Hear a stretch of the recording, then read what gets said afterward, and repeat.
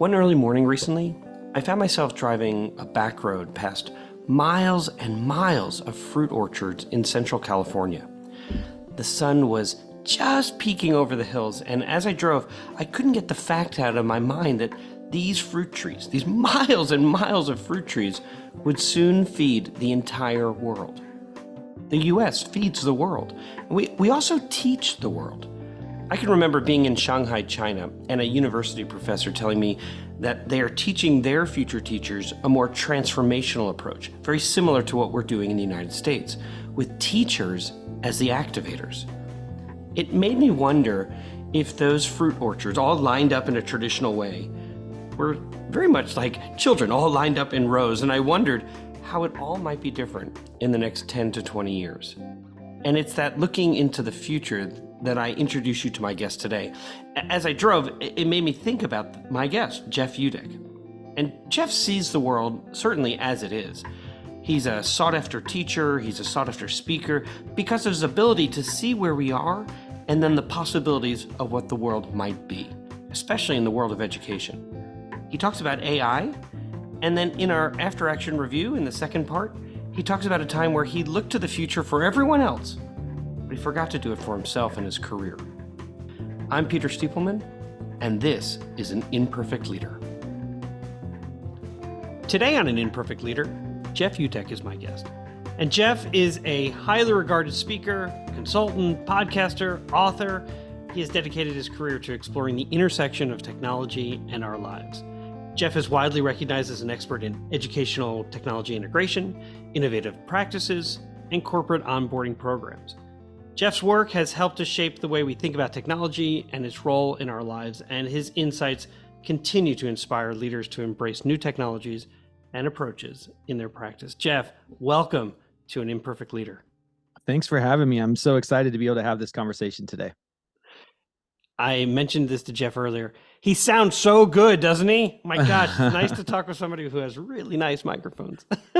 Yeah, well, when podcasting is part of the way that you also spread your message, you get much like you get the good equipment, and it makes it for a different interview for sure. Certainly, it feels so good. So, Jeff, I've so enjoyed learning more about you. I really enjoyed your podcast, Shifting Schools. And just as an aside, I love learning that you worked with Enumclaw School District because on a previous episode, Mike Nelson, who had been their superintendent, he had been a guest. And it's like things coming totally full circle. He described such a special school district, and certainly your work with them confirms that. Yeah, I mean, they are a great school district. Mike Nelson is probably one of the best superintendents that I have had the opportunity to work with.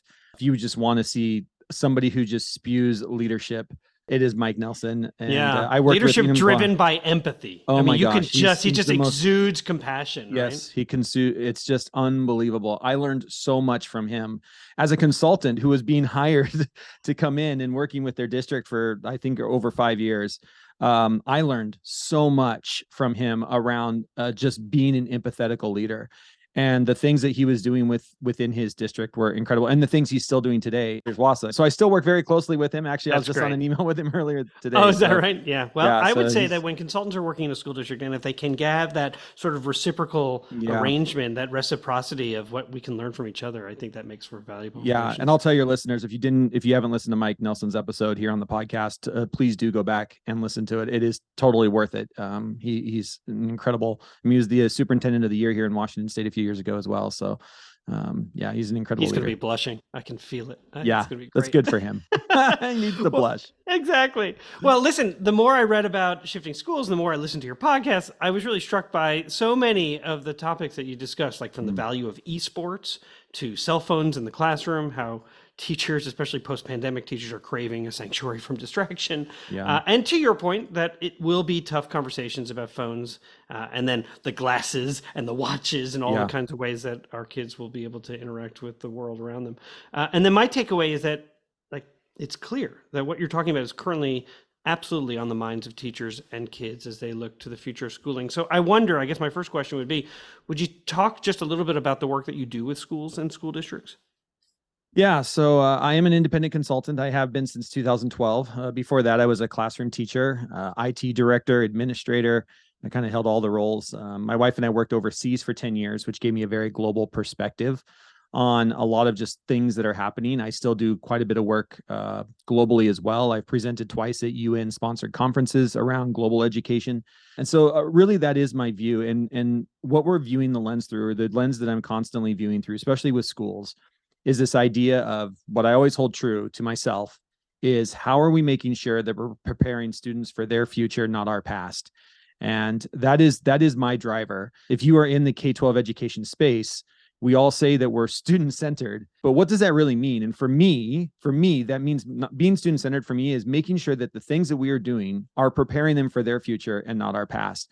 And that's really difficult in today's world that is changing so quickly, and a lot of it having to do with technology, but also social issues. We are seeing, and I am hearing from superintendents across the nation and across the world, that behavior is different after COVID. We are seeing some of the work that I do is around generational leadership. Now that we are seeing, we still have a lot of the baby boomer generation in place, but we also have a lot of millennials. I'm working with districts that are 50, 60% millennial teachers with boomer administrators, and there is a conflict around generational There's leadership. So much tension. Yeah. And a lot of that tension has nothing to do with education. It has to do with understanding generational norms. And I take that work and I also apply that to our kids. We talk about cell phones. For better or for worse, these kids have grown up on devices. Here in America, we have dropped from before COVID, the average age of a child touching a connected device for the first time was around age 2. After COVID, we're down to 18 months.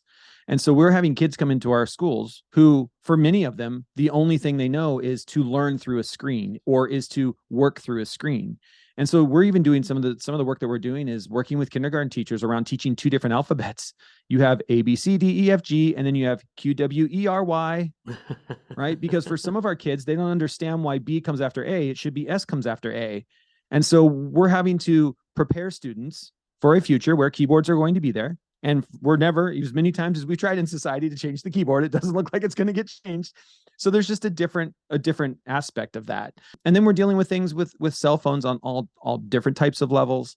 We talk about eSports. A lot of schools are starting to get into the eSports space. For better or for worse, this is a path for many of our students. When I was a superintendent, we absolutely supported esports. And I remember at an open house night, a 9th grader came up to me with his parent, and the parent said he wants to say something to you. The kid was somewhat socially awkward, somewhat removed, totally an introvert, you could tell. And he just said, "Thank you." And I said, "For what?" And the mom said, "Because for the first time, he feels like he belongs here at school, that he is seen because he's part of this esports team. They're part of they were playing, what were they playing? League of Legends, right? League of Legends team of 4, and they have to sort of coordinate with each other. They all play different roles. Yeah. And if you go into the auditorium, you've got play-by-play announcers. That's right. You've got a big screen up. Kids are cheering, and you're going, yeah, this is the right thing to do. Yeah. And this is the thing. I think one of our mindset shifts is it's not about just kids sitting and playing games. Sure, that's part of it. But there's play-by-play announcers. You need to know how to live stream to Twitch. You need to know how to market. I mean, there's so many other avenues. I mean, it is bigger than the NFL, which here in the States we think is like the biggest thing. It's bigger than the NFL, and most people don't know it. And so we're trying to figure out, okay, what does that mean for a generation? The latest thing I've been working on, of course, is AI. I mean, that's where all of our work has been of late. Supporting schools, just thinking about what shifts need to be made. Again, we're in this moment in time where as educational institutions, we have to move forward. For better or for worse, it is going to be part of our students' lives in the future, right? Not preparing them for our past, but for their future. And their future is driven by AI. So in the book that I wrote recently, and in the leadership model that I use to advise others, there's a dimension called collective aspiration. And that's really like the heart of an organization's work. And inside that dimension, there is a term, compelling purpose. And compelling purpose is such an important component because it gets to Peter Senge's question of like, what do we want to create together? And when I heard a keynote that you were giving, and I heard you describe how communities should be thinking about the children in K-12 schools now as they consider their goals for the future. And you said it much better than I just did, but it was essentially like the notion that you develop plans for the future. So to your point about like we're for their future now, not their past, or Mm, as others have described it, as we're preparing kids for unpredictable, never changing worlds. And what we know that is predictable is that it will keep changing. yes. And so, so many communities try to recreate their past. And you made a distinction, I think you alluded to it a moment ago, which is that the current generation is considered a media first generation. And I suspect that AI is a part of that concept. And so, Yeah. A, am I capturing this right? And then B, like, what does it mean to be media first? And what should school leaders be thinking about as they plan the future of schools? Yeah, that's a really good question. And I would agree with you that, this is the second generation that we would say is media first. I would say the millennial generation was our first. And yet they were kind of split based on just kind of you can go back to when the iPhone came out, was a major shift. Before that, it was gaming consoles. If anybody remembers Atari and Nintendo, we're talking the originals. There's two generations that are in our school right now. We've got the tail end of Generation Z, which right now is about 13 years old and older, so your middle school, high school kids. And then you've got this new generation called Generation Alpha, which we don't know a lot about. Purdue has just released probably the first research that I've seen on it, and I can give you a link to that for the show notes. But they've just released some of the first kind of looking at what this generation is going to look like. And they're already coming up with, there's reasons why there are social behaviors happening in schools. And it has very little to do with the pandemic, and more has to do with social norms that these kids are being raised in. But the research is really showing that, this generation has been so locked down and they have less freedoms than any generation before them, that we have a generation who does not know what privacy is. We try to talk to kids in schools about privacy and they look at you like, why are you trying to talk to me about Right. privacy? And the term public and permanent is Oh, so foreign to them, right? We well, say and it's part of it public is, and permanent. They go, uh-huh. So is my well, entire life. yeah. And part of it is, the average child in America has over 5,000 photos uploaded to them on Facebook before age 5. They had no right to those. And they still today don't have any rights to those. You have, children who are never allowed to be alone. You then start to hit middle school, and where your social behaviors and human development 101 has taught us that your job is to pull away from your parents and figure out who you are with your own kind and your own age group. Parents go and stick a tracking device on them called a cell phone, Yep. and they still don't have any time away. Right. And so what has happened and what the research shows is we, society, adults, have pushed them into social networks to have quote unquote freedom away from adults. And then we yell at them for being in there. And that's one of the big shifts, right? And I love this. We had an interview the other day and a researcher came out and said it's called screen language. Like, we are not teaching screen language to a generation and to the world that spends most of their times on screens, as you and I are here zooming, right? On a screen, having a conversation. And so there's this whole push, an idea around how do we train a media first generation? We are looking at a generation that learns more through YouTube. If you ask any student how they learn through YouTube. This is why pre-pandemic in 2014, 2015, I was doing trainings with teachers saying the way that you engage this generation is through instructional videos. The pandemic hits, number one thing we were training teachers on, instructional videos. Right. Wow. Still today, we are seeing that teachers don't want to do it because they're not trained in how to make great instructional videos. But teachers who are still making instructional videos are still seeing exponential growth in learning, because you are talking to a brain that has been watching videos since they were 18 months old. But we also have to understand that the brains are being wired, and we all learn through YouTube videos. We all watch how-to videos, and our job in schools is trying to figure out balance what's the media consumption we have? How are we making sure we're leveraging media in really powerful ways for learning? And at the same time, making sure kids have the opportunity to talk to each other and build those That was my communication question. skills. That's what I was about to ask you important. is like, okay, so instructional videos are certainly, it sounds like, important in terms of the brains that we're talking about now. Yeah. And one of the things that I've noticed also is that there's been an increase in opportunities for kids to do collaborative work. And when you think about that, my thought was, well, that makes total sense. They've been on computers throughout the pandemic. They've been doing virtual learning. They do all this work, but yet they haven't learned how to look at each other in the eye. And in some cultures, that's not appropriate. Don't look in the eye, right? Yes, but in terms of like being able to face learn from each other, struggle with each other, that productive struggle, and then achieve together. And I 100% agree. And I think technology can help leverage that. The issue that I am seeing in most schools, when we say, are you using technology with kids? They're saying, yes, our math curriculum is there. And so kids go over, they put on headphones, and they do, for better or for worse, game-based flashcards Right. with interacting with nobody, just them Right. and a screen. And that's not what I want. That's not what we're talking about. We're talking about how do you leverage technology in ways that are preparing them for the future, which is remote work, right? Which is 50%. We are on track right now for 50% of our workforce to be individual business owning consultants, because it's getting more and more expensive to have employees. So more and more businesses are hiring consultants. You need to know how to sell yourself over a Zoom. We are seeing more and more universities, thanks to AI, no longer asking for an entrance exam essay. They're doing away with all types of essay type writing. And the way that a lot of universities are pivoting to is going directly to an interview process via Zoom. So getting kids interacting this way with each other, face to face, 100% all the time. Classrooms need to be noisy and loud and should be chaotic. That's a great classroom. But we also have to support kids in understanding, your next interview could be over Zoom. How do you sell yourself? How do you have a nice background? How do you make sure that if you are applying for that job or applying to university, you know how to interact this way in an interpersonal way over video as well? Because that we are leveraging that, and industry is leveraging that as well. How does the term an imperfect leader resonate with you? Oh man, that's a great question. And I just think the imperfect leader for me is always being excited about innovation, always being willing to fail. And, I've ran, what am I on? Company number 6, I think at the moment. I've started every type of company, corporation. And I think the thing for me is the thing that, some of them have failed, some of them have been successful. But I think for me, the thing that I come back through from a leadership lens is very early on. I had picked this up from a friend that was working at Amazon at the time, and he was leading an organization within Amazon. And he said, the way we run our organization is we've got these posters on the wall that say, fail fast, fail loud. And I thought, you know what? I really enjoy that. And I can see myself as a leader being in a way that is fail fast, fail loud. And that is our motto. If you are a consultant that's working with me, if you are, one of my employees, we all work on a fail fast, fail loud attitude. We try stuff all the time.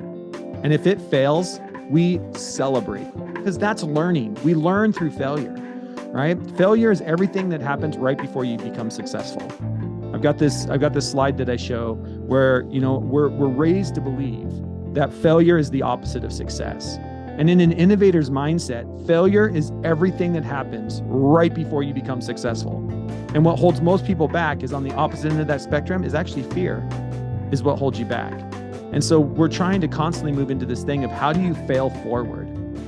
And I know it's easy for me to say as a consultant, but I do this with schools all the time. And maybe I'm just lucky enough that I get to, in the work that I do with schools, is we'll put together a cohort, and I'll spend a whole year with a cohort, and we celebrate every failure that we have, but you know what? We also celebrate every amazing success, because here's what happens. At the end of the day, there are always way more successes than there are failures. And we'll be right back. Hey, district leaders, I know you already know this. In schools worldwide, cell phones are posing real challenges on student engagement and mental well-being, and I want you to meet Yonder, a proud sponsor of An Imperfect Leader. And let me share this story from a visit I made to some schools in Silicon Valley. I asked some kids what they liked about Yonder, and after some funny looks, they shared that actually, with Yonder, teachers don't have to battle with them over phones anymore. In fact, one kid said to me he didn't have to worry anymore about his parents texting him in class, and the kid next to him sort of shoved him and goes, "Texting? My mom used to FaceTime me in class." I want to introduce you to a support system that increases teaching and learning. I want you to discover why 1 million students choose Yonder daily. Minimize distractions, maximize learning potential. To learn more, go to overyonder.com. YONDR. We're back for segment 2 of An Imperfect Leader, called Imperfect Leadership in After Action. And my guest is Jeff Utecht, a speaker, a consultant, an author, and a podcaster. And by the way, I saw that you were a speaker at the Kansas, Missouri Superintendents Leadership Forum. I used to love going to that. I used to get so many great ideas. So in this segment, though, we ask our guests to deconstruct a decision that they made, and then we discuss it. So Jeff, what happened? Yeah, well, I mean, there's so many pivot points in my career so far. It's so hard to go back and reflect on, different things that happened in different times. And I think one of them was, that I think back and just, hindsight being 2020. I came back here. I was 10 years overseas teaching, and came back here and started full-time consulting in 2012, and started to build up, a business of supporting schools rolling out one-to-one programs, and started to get very well known here in the state of Washington, and things started growing. And so we built a company, and I did probably the first lesson that I learned is I went out and just started asking people that I already knew. I didn't actually interview anybody. I just said, "Hey, I know you and I know you're good. Do you want to come be a part of the team? Do you want to become part of the team? Do you want to become part of the team?" And built this team. Going back, we talk about making sure you have the right people on the bus and then the right people sitting in the right seats in the bus from good to great. And I had none of that. We just had a lot of people on the bus, all kind of heading in the same direction. There wasn't a lot of structure in place. And yet we were able to do some pretty cool things. We were doing some online stuff. We were doing some international stuff. We were doing some stuff here in specifically Washington State. And I think one of the things that I noticed is that all of a sudden, I was doing more and more work just in the state of Washington. And I didn't see it then. I was doing more and more work in the state of Washington. Even through the pandemic, the state of Washington hired me to do trainings for over 20,000 teachers just here in the state and supporting them with online transition. And after the pandemic ends and there's no work for a consultant, because kids are coming back to the classrooms. Nobody wants to do technology. And all of a sudden I kind of looked up and I've got no leads, because every school district I've been working with has now gone on and is doing their things and they don't need me. And I was so focused on the state of Washington that I stopped going out and getting leads and talking to people outside of my circle. And next thing I know, I'm sitting here and I've got nothing. I'm not being booked for any conferences because nobody even knows that I'm still doing conferences. Nobody knows I'm keynoting things because I was so busy. And this is the way I like to put it now is I was so busy in the work, I wasn't doing the work. And I think as school leaders, we get caught a lot in this. I work with a lot of superintendents who I feel like sometimes get caught in doing the work of being a superintendent, that you're not working on being a superintendent, if that makes sense. Right? We can all get sucked in as school leaders and as educators into doing the work without being able to take a step back and say, okay, well, what is the larger picture? What is the vision I'm working for? And I think we see this happen a lot in schools. I've been through, again, being a teacher for 20 years. I've sat through my, visioning statements in August when the superintendent gets up there and says, here's our vision for the year. And then the school year starts and we're all too busy doing the work that nobody's working on it. Yeah, there's a sort of a personal or productivity guru named David Allen. I'm sure you're familiar with David Allen's Getting Things Done. And I often coach administrators and leaders to think about where they want to be sort of, 1 to 3 years from now, because that really should be the role of a superintendent and to some degree a principal. And yet they are stuck in what is happening now. They're just on the runway. Right. They're just not able to even take off. They're not even taxing. They're just still at the gate, just handling, like there's somebody still arguing about whether or not they have a seat on this plane. Exactly. And they're not at all thinking about where they want to actually fly. What's their destination? So if I understand correctly, in terms of your scenario, here you are, you start this company, you're recruiting lots of people, and it sounds like with good intentions and good intuition without maybe a clear process. And to use your bus metaphor, everybody's sort of on the bus and you're traveling from place to place in terms of being able to support school districts. The pandemic hits, you are hit hard in terms of like, let's go, we need your support and your wisdom. And then the pandemic ends and you are not taking your own advice in terms of you're planning for the now without thinking into the future. Yeah.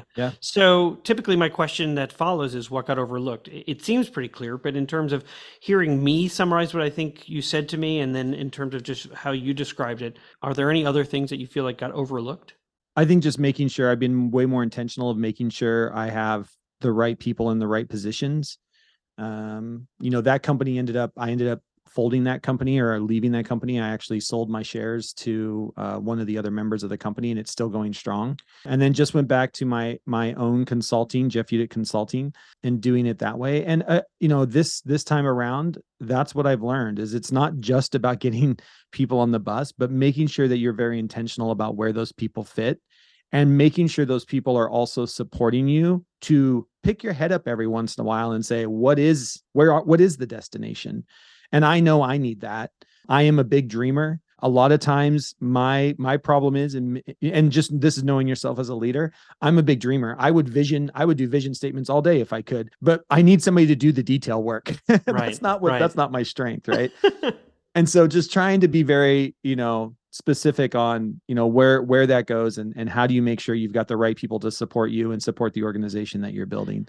I think it's so key. But this is nothing new to leaders, but it's just, I think we can't hear it enough, right? Well, that's what I was going to say is like, yes, it's nothing new, but those who are listening on a regular basis and driving their cars and kind of considering what your message is in terms of the business you were building and what you learn, they can take that and apply it to their own teams in terms of when they're in a conference room with their cabinets, for example, and whether or not they continue to be the first responder when it comes to making a decision, which then sort of leads to the team being somewhat silent and just resigned to the fact that that leader, that superintendent, is going to carry the water to the next thing. And then all of a sudden they find themselves so overwhelmed by so many tasks that really could have been a team effort, but they didn't think about it at the time. As you think about this, what did you learn about relationships, or what new relationships were formed? Oh man. I learned a lot about relationships. Part of the biggest, I think one of the biggest issues was in that company, when that company finally I decided to leave that company.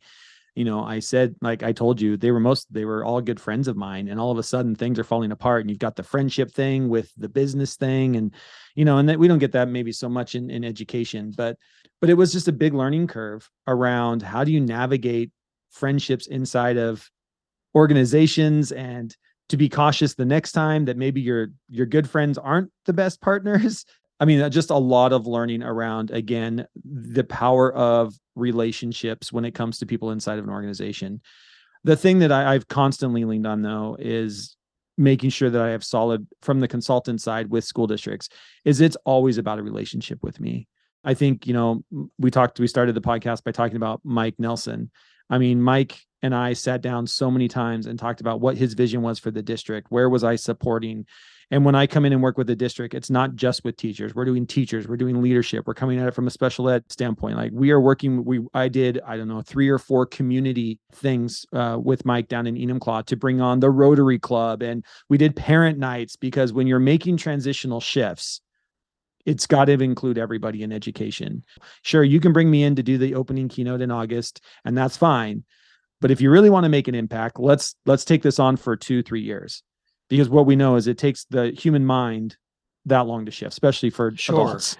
Well, and particularly if you're talking about a districts that have a sort of a revolving door of leaders who come in to take over, is that it'll take some time to build the kind of trust that this vision that you have is going to be the vision for the future, because otherwise they typically will take the stance of, I'll just wait to the next person, because I've seen all this. I've been through this. Yeah. And I have had, I will be honest, I have had a couple conversations where I've sat down with superintendents or school boards and then haven't taken the contract and just said, we're just not going to be a fit. And I'm okay with that, because I would rather have a strong relationship with the leadership team of a school district from a consultant end than to come in and say, and because then on my end, I'm going to be like, oh God, I got to go back to that school district when they don't really want me to be there. And they're probably saying, oh my gosh, here comes this guy that we signed this contract with, and we really don't, and so, I spend hours with leadership teams and school board members, and before we ever get to a contract part, because I want to make sure that because it's going to be bumpy. Transition is bumpy. Right. The new transition we're in right now around AI is going to be bumpy. Every district's in a different place. We got every states are saying different things about what you should be able to do and not do. And society's trying to figure out what we're doing with AI. It's going to be a rocky road. And so you're going to want to make sure you've got those relationships that are strong, because it's going to be a couple of years to kind of get through this and see what comes out the other end. What frustrated you? What frustrated me, or what frustrates me? Well, not in general. That could be that's a much longer podcast probably. But although you seem like a delightful and engaging person who seems to be more optimistic than anything else. Yeah. But sort of like in this situation. So you told me what happened. Yeah. We discussed a little bit of what got overlooked. Yeah. You shared with me a little bit about what you learned about relationships, and that's sort of that sort of the decision to not engage in a relationship is a super important one, right? To have the courage to say, you know what, this isn't really going to work for either of us. I think in the end, we'll probably be unfulfilled in this. And then I'm kind of curious, as you're looking back, what was frustrating about where you were, how you experienced it, and I think the frustrating thing for me was that I knew better and I did it anyway. And I don't think that I've struggled with that at times. The pandemic ended and all of a sudden I was like, great, we made it through that. What's the next thing? And you've just had this vision in my head. Like I lifted my head out of doing all this amazing work that we were doing. And we did incredible work through the pandemic and supporting teachers, saw some incredible things come out of it. Still today that we saw come out of it. But all of a sudden, I was so busy doing the work that I lifted my head up going like, okay, what's next? And it's like a desert. Like there's nothing out there. Yeah. And the biggest frustration I had was I know that's what I should have been doing. I should have been making sure I was keeping relationships, fostering relationships, keeping these things building. Yeah. And I was so busy doing the work that by the time I lifted my head up, I was just like, there's no work out here. We literally did not do a training for 2 years. And I was just thinking, what happened? And that's what happened. We didn't have our head up. We weren't looking what was coming next. We didn't know what was the next support that schools were going to need. And it got really quiet really fast in the consulting world. And it wasn't just me. I've talked to a lot of consultants, many that didn't make it through, made it through the pandemic because, schools were in need and there was all this support that schools were needing. But there became for us, the cliff was after the pandemic. And a lot of people weren't able to even make that through from a consultant end. That's to just because we all, I think, were so caught up in doing the work, we lost vision. And when you lose vision, things fall apart quick inside of an organization. In the end, what was something that was good that came out of this? The frustrating thing is there was no work for 2 years. We basically, like I said, that company got dissolved. Because it ended up being just me again, because there's no money coming in. There's nothing we could do. And, but it gives you a time to reset. And not that you can do this in education. I mean, this is the difference between the business world and education. Kids are showing up, right? You don't have an opportunity to do that. But we were able to take a moment where we reset and said, okay, what's going on? ChatGPT breaks, and that becomes the big thing. And here we are supporting schools around AI, supporting states. As you said, I was just in Kansas. I was in Minnesota. I'm co-leading the work here being done with OSPI in the state of Washington around creating a policy and a framework at the state level here. And the interesting thing is all those relationships came out of the pandemic. Right. And so there's this impact of, yes, I was frustrated, but all of a sudden when the next need truly was there, I built these relationships where all of a sudden they knew they could trust me. We were coming back in, and now we're rolling around AI and what does that look like for schools? And once again, preparing students for their future and not our past. What advice would you give to an aspiring leader? One thing is just always keep your head up. You've got to know, you've got to keep your eye on where are we going? And one of the things that I think that I like to support schools with is you're never going to have the perfect plan.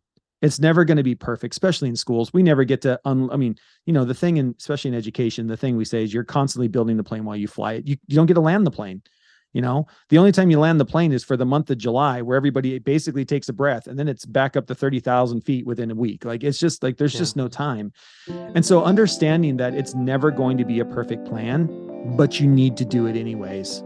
There's no such thing as a perfect way to roll out a one-to-one program. There's not going to be a perfect way to implement AI across your organization, but you need to do it anyway. And that is where this idea of fail fast and fail loud, I think, really comes into play. Is we've got to build these things. We've got to keep our eye on where do we want our students to be in 2 to 3 years? What are the dispositions and traits that we know kids are going to need in 2 or 3 years? One of the things that frustrates me is when I'm working with schools and they're saying, well, here are the jobs of the future, or we don't know what the jobs of the future are. And I'm like, you're right, you won't know, but we know what the dispositions are. That is very clear. The UN has come out, and the UN has amazing research because they do this on a global scale, not my community, but globally. And it's still the same stuff: critical thinking, interpersonal communication, data analysis. They have not changed.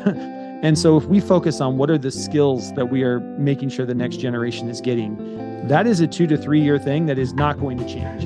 And if you keep your eye if you keep your eye up, you can actually drive the plane, even though the plane is being built behind you, and be okay with that. Be okay with that. My guest again today was Jeff Utecht, a speaker, consultant, an author, a podcaster. Jeff, thank you so much for being a part of this program. I mean, you didn't say this in our lead up, but really, you're a futurist. You're pragmatic for sure, but you're helping school leaders and policymakers really consider the future and what it will look like for children. And so I really thank you also for helping us think about how we might all fail fast, fail loud, and do it in a way that brings people together for the common good of kids. So what a joy this has been. Thanks. Thanks for having me, Peter. Appreciate it. Music for An Imperfect Leader was written and arranged by Ian Varley. Sam Falbo created our artwork, a wood print-inspired Daruma doll butterfly. Remember, imperfect leadership is not a scarlet letter. It's a badge of honor.